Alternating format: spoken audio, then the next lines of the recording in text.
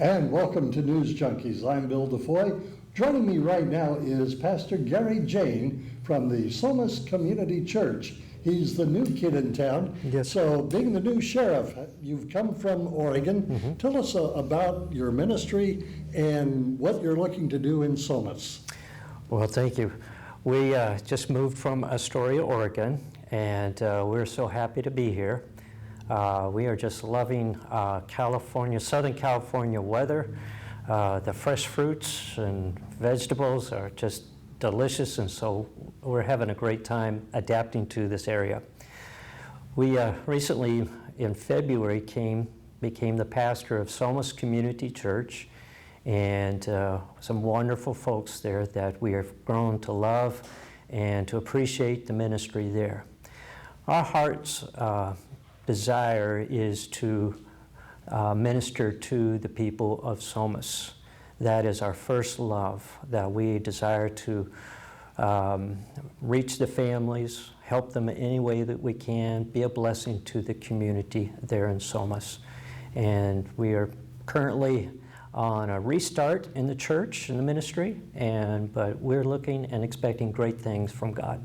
Well, listen, you've got a couple of exciting events coming up, one of which is a gospel quartet coming to Somas Community Church. Why don't you tell us about the quartet and invite people to come and join you? Yes, we have on May 14th, 7 o'clock, we have a Southern Gospel group called the Darts Family, a wonderful family that come and will sing for us and be a blessing. They are always just a fun group to be around.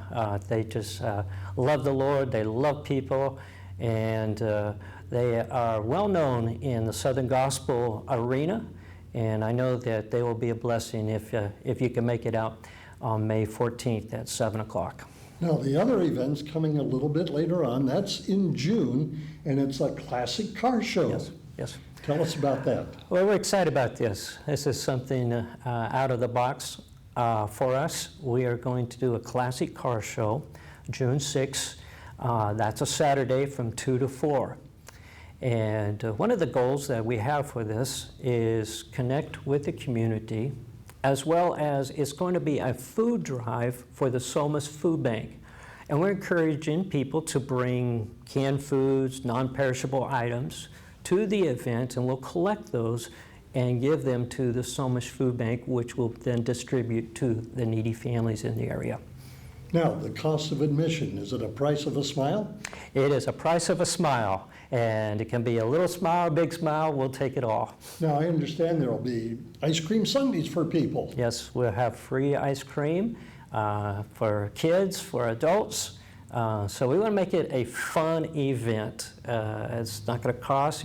If you have a classic car, you'd like to bring that, you just bring those, and we will give out a couple trophies for the people's choice and the kids' choice of the best car. Now, I know that it's probably a little bit premature, but do you have a sense of some of the cars that might be in the show that day? Well, we have, I know a Model T is coming, and there's some hot rods that are coming, and so we're getting the word out. So we would love to have your car if you have a classic car and drive it on down. Well, contrary to popular belief, I was not around in the days when the Model T came out, but I'm familiar with the Model T, the Model A, and that kind of thing. So tell us about your service times and where people can find you. We are located right in Somas, right next to the Somas Grade School. The address is 3300 West Street, just one block off of Lewis there as you're going through Somas. Our service is on Sunday at 10 a.m. and we have one service with a children's program, and we'd love for you to come check us out. Now, do you have a website? Yes, we do. Our website is somas.church. Somas.church. That's it? That's it. Pretty simple. That's the way we roll. I tell you what, we've got just about 3 minutes remaining here, so we want to just quickly recap. You've got the concert coming up. Tell us who's coming and times again. Okay. Tracy Dart and you can find them on online if you'd like to check them out. Tracy Dart, May 14th at 7 o'clock. It's a free concert. And then the car show is June 6th from 2 to 4. It's a Saturday, and it's going to be right there on the church parking lot. And so ice cream sundaes, free admission, lots of fun. Yes. Bring the whole family. That's right. It's going to be a great time out there. And service times again for the church. 10 a.m. 10 a.m. and you got a youth program going on simultaneously with the church service itself. That's correct. All right, and you're located in Somas, and the address? It's 3300 West Street. All right, very good. Well, Pastor Gary Jayne from the Somas Community Church, I thank you so much for joining us. I'm Bill DeFoi. Stick around for more News Junkies here from the Heritage Media Group.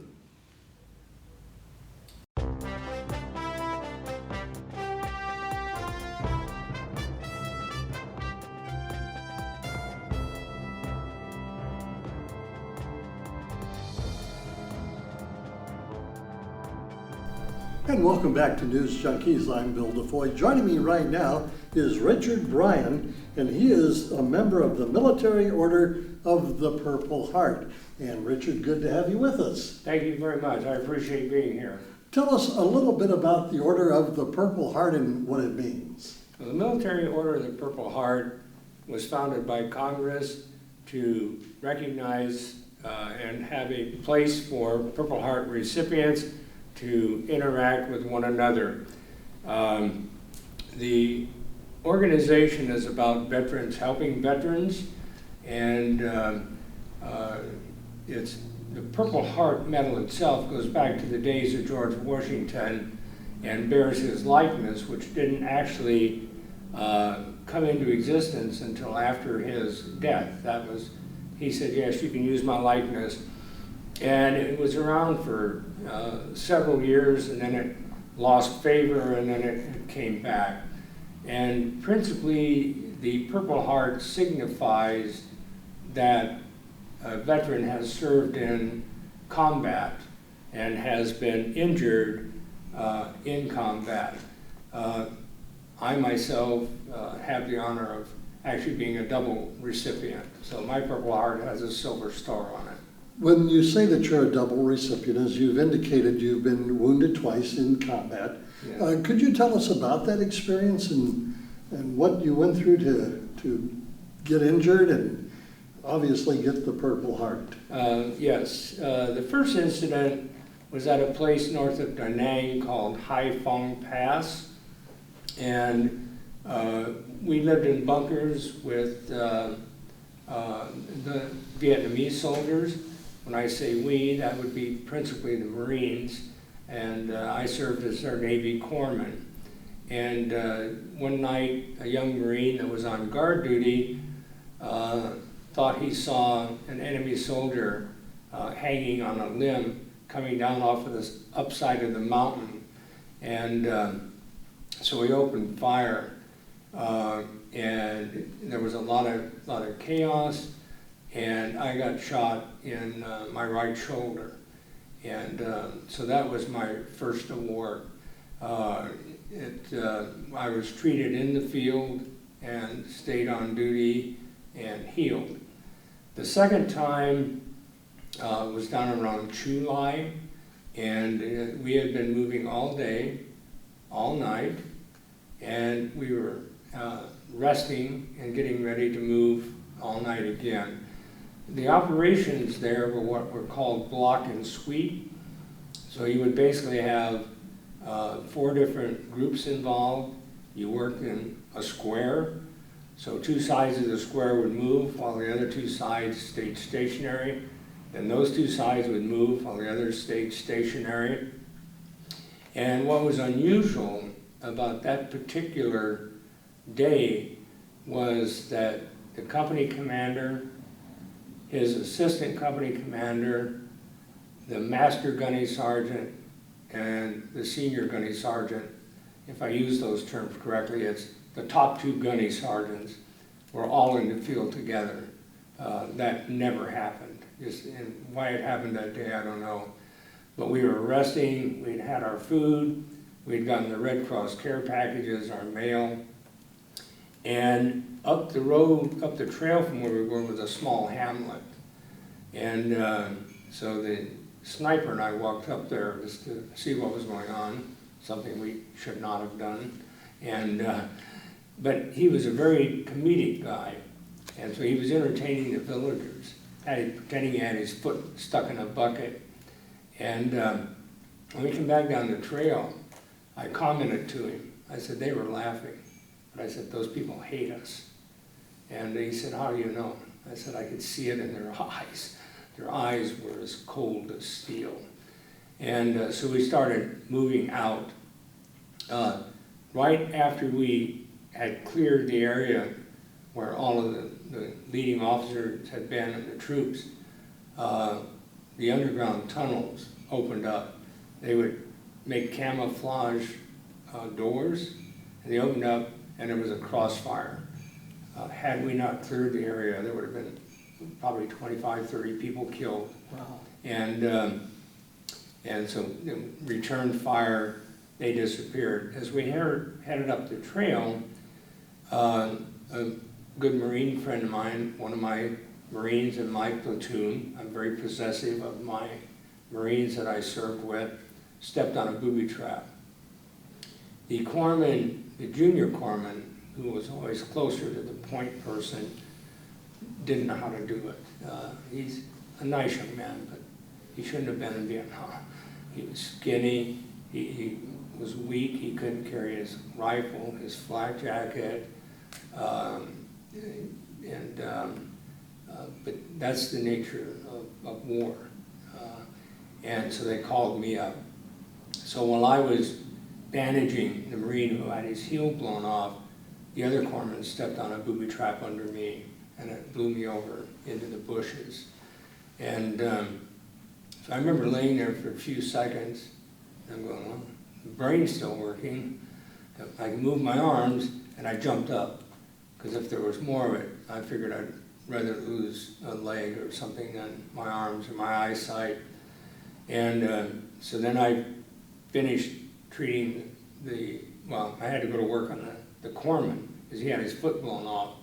So I had to get him stabilized, get a tourniquet on him, and get the bleeding stopped and the bandages on. Then I finished the other corpsman, and then there was 3 other corpsmen that claimed they couldn't see. And so I washed their eyes out, and they said they still couldn't see. By this time, it's dark, and so I told the lieutenant I need to take all these men in. And so I had the other 3 hold the other 2 Marines up and had them hop on one foot to the LZ. I didn't want them going into shock. And so we went to the LZ, the helicopter command, a Chinook, and it has a back door that folds down it can also haul equipment. And there's a big guy standing in the door with his arms either side. And he asked, well, I got to back up a little bit. Before we got on the helicopter, the captain asked me if I was hurt. And I said, I don't think so. I think I just got some powder burns, but I think I ought to have them checked out. So he asked me to turn around, and he said, do you realize you don't have any fabric in your pants from your waist down to your knees, and that you've been bleeding? I said, no, I'm not aware of that. Wow. He said, you're getting on the helicopter. So the big guy's there blocking the door, and he says, can I help you? And I said, yeah, you can get the F out of my way so I can take care of my men. And I'd already taken the weapons away from the Marines and surrendered my weapon, because there's a syndrome where soldiers in combat can have a traumatic response, and they just start shooting for no reason. And so I had gotten that done. And I took them in, got my Marines settled, give them their morphine, and then I went over and sat down next to the big guy, and that's when I realized he was a doctor. And so I apologized to him, and he said, no, it's okay, Doc. He said, you're right, I was in my way.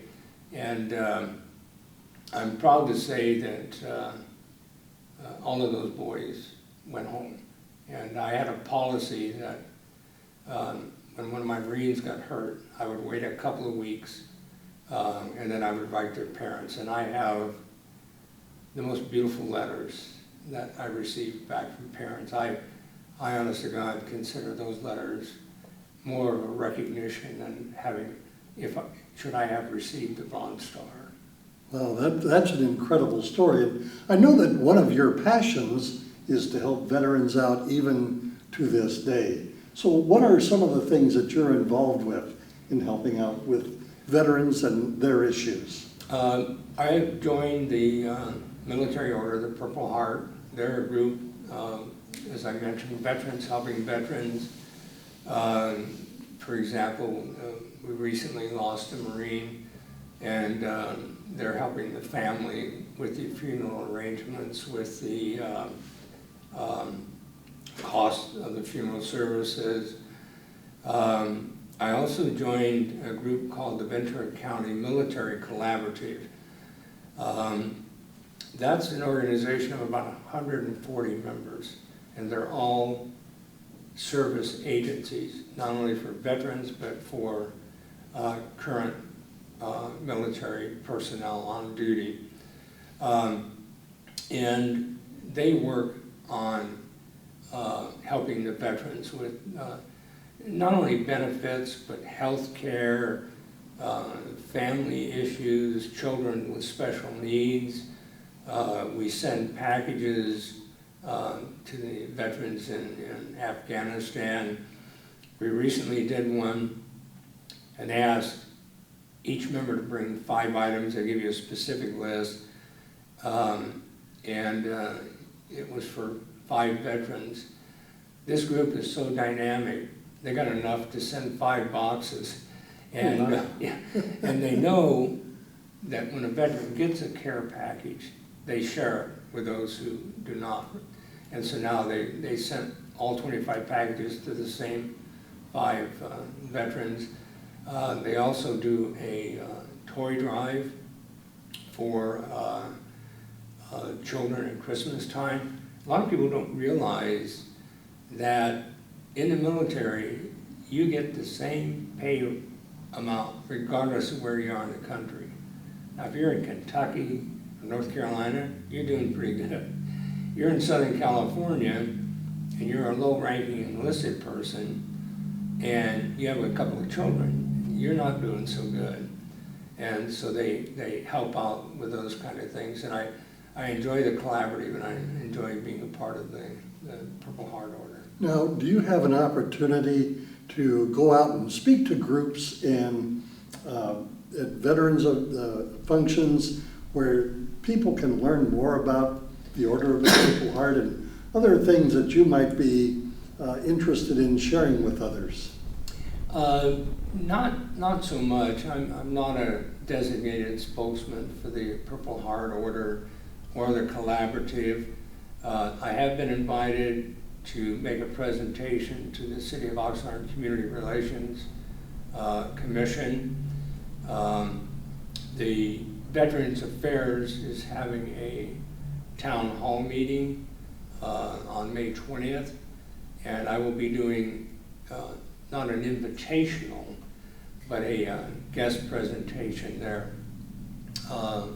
I've also been invited by the Livingston Memorial Nursing Foundation to assist them with a presentation at the Bonaventure Assisted Living Facility in Ventura for the widows of veterans. They recently invited myself and 4 other veterans to come and be recognized. It's called a pinning ceremony. They give you a very nice American flag lapel pin, and I can tell you, you won't find that quality lapel pin at the 99-cent store. It's a really nice pin. And so one of the ladies there said, well, why don't you recognize the widows? And so through the Purple Heart Order, I actually found out there actually is a Widows Memorial Day in May. And so we're working on getting that organized, and I will speak at that event. But when I do meet veterans, I ask them, you know, are you attending these events? Are you going? Do you have the booklets? Have you read the booklets? Because it's important. It is important, and you know, you're talking about being injured while in Vietnam, and it sounds to me like, Richard, you bleed not just red, but white and blue as well. Well, thank you. I appreciate that. And we appreciate your service. If people wanted more information about the Order of the Purple Heart, how can they go about doing that? You can go online, just go online and type in the Military Order of the Purple Heart. And all of that contact information will then come up. Yeah, the website. I'll give a little pitch for the Military Order of the Purple Heart. They will take your broken down cars off of your hands as a charitable donation, and then they recycle them, and then the funds go into their charitable activities. Well, it's going to be an important month, with the month of May here, with Memorial Day coming up later on this month, and of course Veterans Day in November. So again, we want to thank you for coming by and sharing a little bit about the Order of the Purple Heart and your experience in Vietnam. Well, thank you. It's my distinct pleasure to be here. All right. Take care and God bless. You too. Richard Bryan is my guest, and again, the man bleeds red, white, and blue. Thank you for joining us. I'm Bill DeFoi. We'll see you next time right here on News Junkies, a production of the Heritage Media Group.